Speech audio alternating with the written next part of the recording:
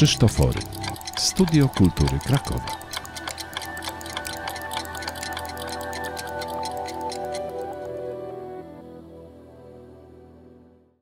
Dzień dobry drodzy Państwo, z tej strony Kateryna Ziabliuk i podcast Podpowierzchnia. Rozmawiamy z gośćmi Krakowa oraz mieszkańcami.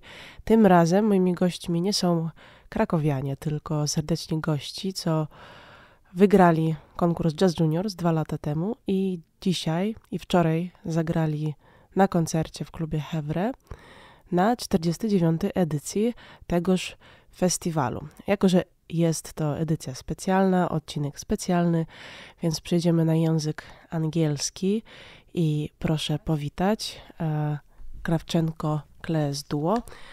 Hello guys, Hey. here's Arthur and Kateryna. Nice to have you here. Very happy that you had some time to talk. Okay, let's start with a short introduction. You're Kravchenko Clees Duo, but let's talk about your story separately. Let's start from Kateryna. Hi everyone, thanks so much for having us here. It's a big joy for us to be in Krakow again, to perform here. Yesterday it was wonderful. We had the honor to play the last set of the festival, and it means a lot to us. So I am Kateryna Kravchenko and I'm originally from Ukraine. I'm a singer and composer, and right now I live in Cologne, Germany. Hey, I'm Arthur Clees and I'm originally from Luxembourg, and I do my studies in Oslo at the moment in jazz composition and vibraphone. Yeah, I know Kateryna for a while, but both of you and your project I met 2 years ago at Jazz Juniors, where you performed on the competition. It is a pretty inconvenient status for the competition because you have vibraphone and vocals. It's an amazing, really characteristic program, and I wanted to ask you, what is the idea which came to you, how the project started? I think quite naturally from just enjoying each other's musical output and also getting along really well personally. So it came naturally that we do some music together. So we didn't really think about the instrumentation at first, at least I didn't. And then we just sort of figured out how to combine our both backgrounds because they were quite different. And that's pretty much how the sound came to be, I think. And also the way we compose together and the sounds we're looking for. Yeah, we actually met in Dresden at the conservatory there, and we went to the same composer seminar. And this is how it all started. So we knew each other as a composers, and then we just wanted to try out, we showed each other our music and our influences, what we like, and then at some moment we were like, okay, let's maybe try to play music together.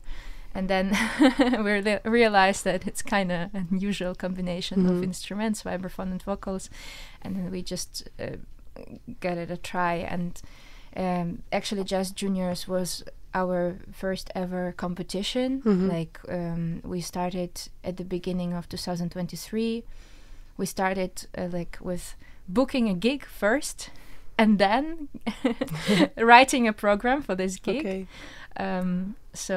We did our first gigs in Dresden and around, and then we applied for Jazz Juniors competition. We got invited. It was great, and then we won the competition, and our journey started even more expanding, developing. So we are very grateful. Yeah, you traveled a lot actually. Yeah, where did you go after the Jazz Juniors competition? So the concerts that resulted directly from Jazz Juniors was in Nijmegen, I hope I pronounced that correctly, but with Martina, and we did a collaboration. Exactly. And then we also played at Brno Jazz Festival, and in Kapve Cup in Ostend, and in Nishville Jazz Fest. It was Branislav who invited us. And in between these concerts outside of Germany, we were playing also some shows in Germany, because at that moment we were both based in Germany. So that was the most, the territory we knew the best. As far as I remember, in the festival in Nijmegen, the Music Meeting Festival, that was the collaboration with Kateryna Kravchenko, which inspired you also to perform something with Ukrainian folk music, right? How was that for you, especially for you, because for us with Kateryna it is kind of a familiar environment, and we heard that a lot of times in different combinations. What is that for you as the person who treats that like kind of from the outside? Yeah, really interesting, honestly, because also where I grew up and also later in Germany, this whole folk culture isn't really practiced that much, and also very different approach to folk music. So that was really interesting for me to get a glimpse of this very, very rich and traditional folk music, and especially Mariana, who's like really an expert on folk music with all the different techniques depending on what region you're from, and it was really nice. I just basically let the both singers do their thing, and I tried to just be a nice accompaniment. Yeah. Nice. And how was that for you? For me, it was like eye-opening, actually, because I learned a lot from Mariana, like in terms of singing. When we started this collaboration, and she went to Dresden, and we did like a few days of rehearsing. I was so impressed. I was like, oh my God, I'm so happy to what an honor to sing with her together. And I learned a lot. She showed me lots of techniques, lots of great Ukrainian folk songs which I haven't heard about, and also Ukrainian poetry. We did a couple of pieces with her which were based on Ukrainian poetry and Stus and Tychina, and we basically also wrote a new program for this festival, which we performed only once on the festival. I hope there comes a day and we will perform it again. So it was a very, very nice experience, and you see, even the program we played yesterday, it was very much influenced by Mariana's set, and now when we go further with our program, we combine all of that, all the things that we learned through our journey. It's actually it actually sounds like you put a lot of attention on the sense of the words and lyrics in your performance, but I was also curious about the whole form, because for me as a listener, it was very rich of changes and different parts, and I was wondering if how much space there for improvisation. I mean, is it the improvised parts, or you just written note by note or memorize that? How did it work from the inside? Yeah, it's right. It's very linear songs, and I think at first a lot of the tunes were quite strict in structure and in notes, and now we try to bring in more improvisation also in the sets, just to switch it up and make it more interesting also for us to play. Like both vocals and vibraphone? Yeah. Cool. And the music pretty much follows the lyrics, so that's also why there's so many changes, I guess, and so many developments. I wanted to say something more, but I forgot it. Maybe you want to add something. I mean, it's a lot about words, poetry, and a lot about like, it's kind of in a way collages all the time. It was like what I see. Yeah, right. And the way we compose is mostly by ear also. So I think even in the composing process, there's a lot of improvisation involved in a way, because we just, I don't know, write a few seconds of a song, and then we try out different things in improv to get to the next part. And yeah, but I guess we want to include even more improvisational parts and loosen it up a bit. Yeah.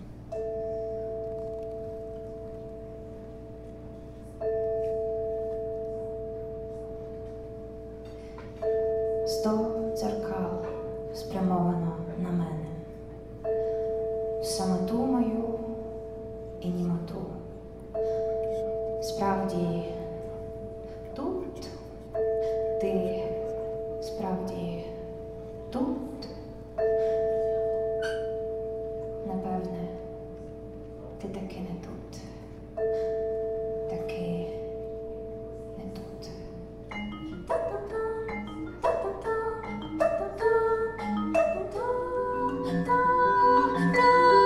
Справді тут теж тебе, справді тут теж тебе, справді теж тебе, справді теж ти сам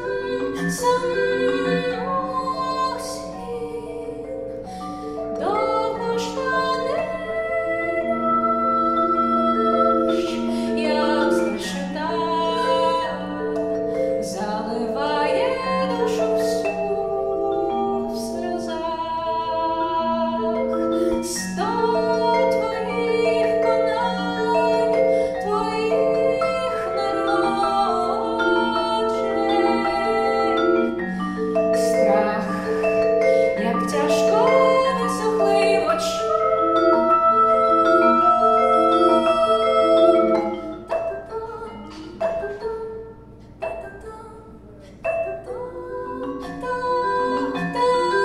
Справді тут теж тебе, справді тут теж тебе, справді теж тебе, справді теж ти сам.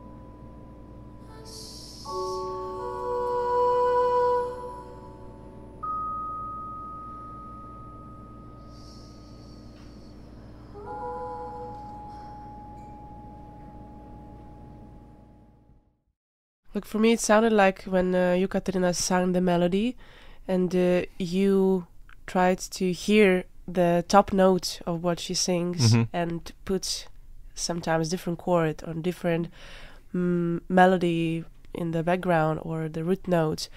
And it sounded like you are doing that actually in the current time.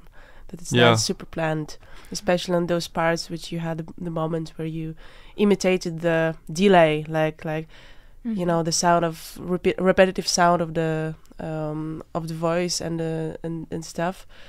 So it was pretty impressive for me that you can you know, react in such a short period of time in such a complicated structure. Yeah, I think it's also just a habit of knowing each other, and maybe also sometimes knowing what sounded good in the last gig and then trying to get close to it without getting stuck. But yeah, I think especially in the more folky songs, it's we never know where it goes. Yeah, it's exactly. mostly improv. Yeah. And what about the folk songs? Which I'm curious about your perception, Kateryna. When you are singing the Ukrainian song to the international public, what the feedback you get? Do you expect people to understand somehow the lyrics, the sense? Because of course we have a habit to explain first what the song is about when we perform that. But do you expect sometimes people to get into that more? And do you have some feedbacks? Which kind of feedbacks do you have afterwards? That's a very interesting question, because most of the time when I sing Ukrainian folk songs, of course, I want people to understand what it is about, and I tell them the story behind it. But most of the time, when I think about my latest performances in Germany, people would come to me and be like, "It was so beautiful, like goosebumps, but I have no idea what you were what you were singing about." And I'm like, "Okay, but yeah, it's always like this thing." But I kind of try to explain myself. Yeah, but it's an interesting, because people still feel the energy, and I think for me it is very like it is more important than like that they understand the exact meaning of every single word. And I think it's also something like I perceive music sometimes when I listen to music with words, not necessarily that I am like very much focused on every single sentence which is happening there. It's like it blurs away a little bit, especially if it's in foreign language. I don't know if you know this, like you listen to the song 5 years in English and then you're like, oh my god, it's what it is about. Whoa. But you still kind of you still feel connected, and I think it's this is the most important part somehow. And of course it would be nice if people would go down more deeply into that, but I don't really expect that. So I'm there just to show them part of our culture, like this beauty, to bring it to the table, to show that it exists, and then it's good that they know it. Yeah, that is a really great approach. And also another thing which I noticed while you performed the folk songs, that you gave a lot of space for the melody to elaborate. It was not like the complicated arrangements as people sometimes do, that you have the nice song and you need to put there a lot of things in the arrangement, but you just left as simple as possible to make this melody like sound itself.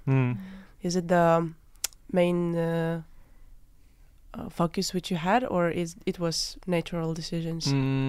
I think natural decisions, but for a reason, I think, because I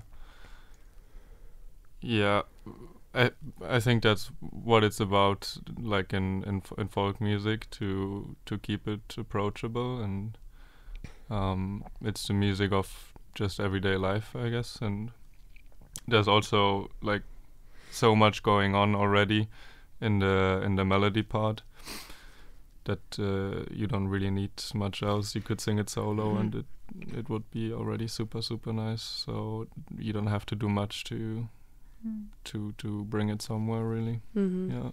Nice. And okay, what are your plans now, like artistically, together?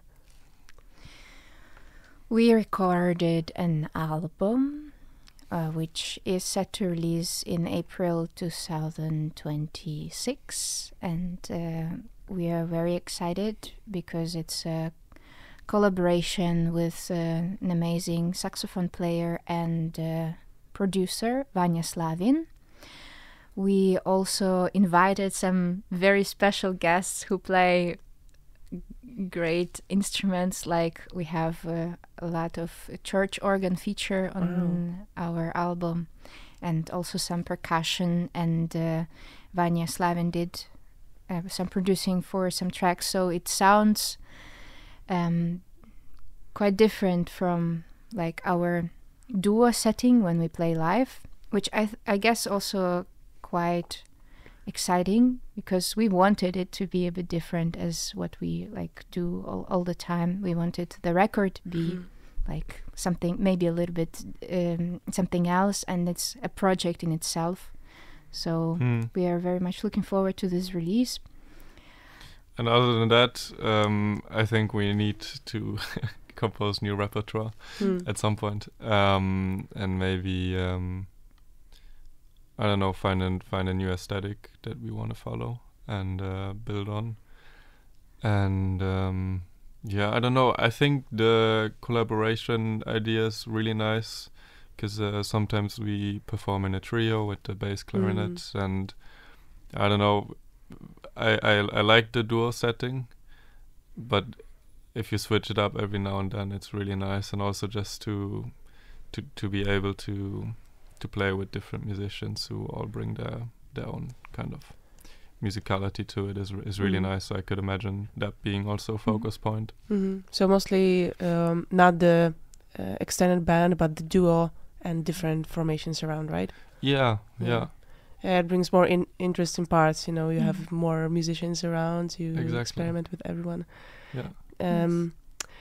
You did the tour recently in Ukraine. Actually, there is a question which is following. Did you plan to, like, firstly to engage maybe someone in Ukraine to join your concerts?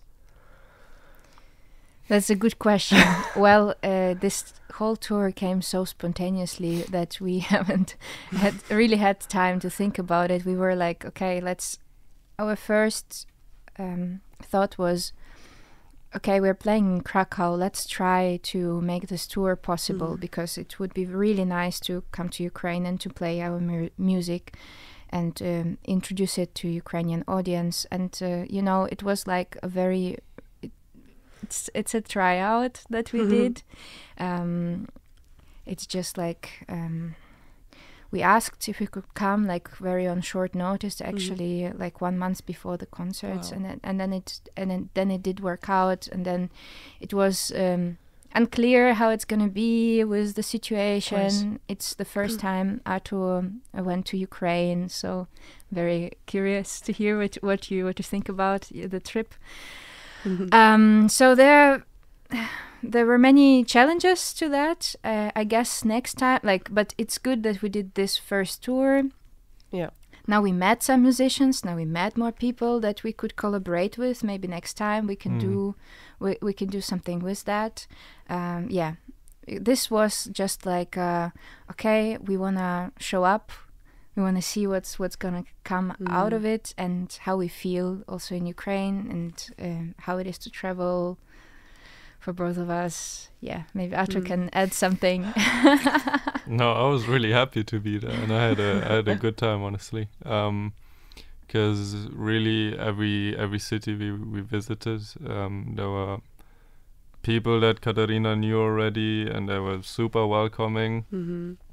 And yeah, I felt really comfortable, honestly. There were only few moments where I might have been like a bit stressed, or I didn't know what to expect, but in the end it was just super interesting, very rich culture, very moving solidarity in the Ukrainian community, and just a lot of normal life the best way they can, and that was really nice.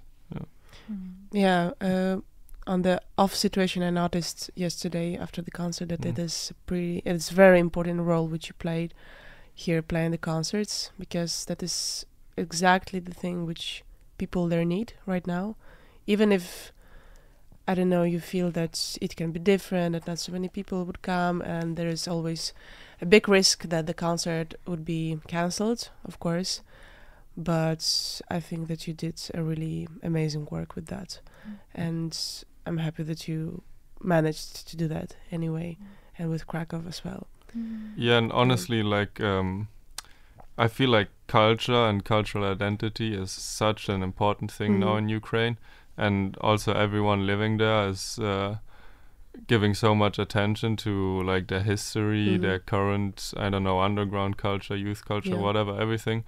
And they're like super ready to show it and to present it and to embrace it, and we just have to listen, really. That's all. But like culturally, there's a lot happening right now there, and they're really invested. Yeah. Was it the new situation for you? Like, have you met some kind of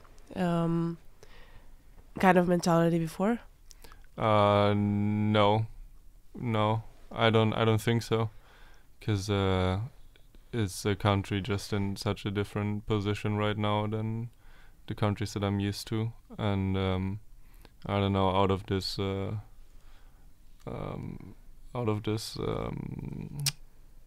war situation now, they put so much energy into preserving what they have and what they're aiming for.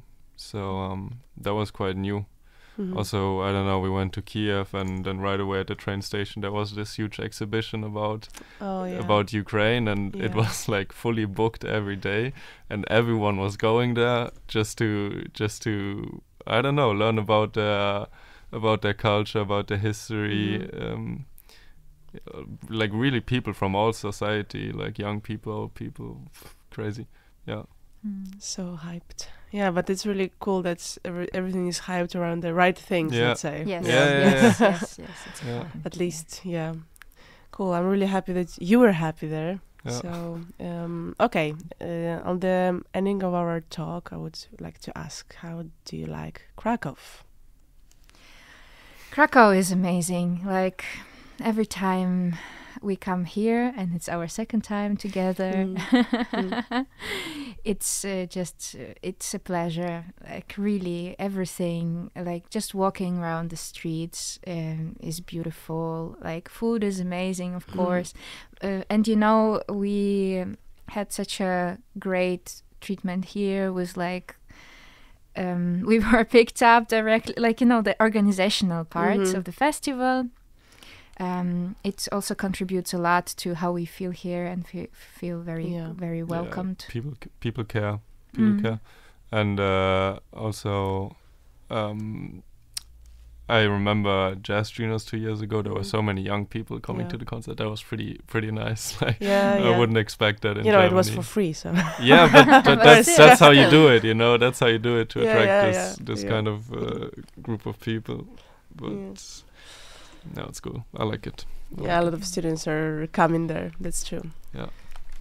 Great, guys. So thank you again for the talk. I wish you lots of luck and lots of concerts, and of course to come again to Kraków. For all people who are listening, I recommend to check their pages and check where and when the album will be published, because it will be an amazing thing for sure, and I'm waiting very much. Cool. So Arthur, Kateryna, thank you so much. Thank you. Thank you, Kateryna. Thank you.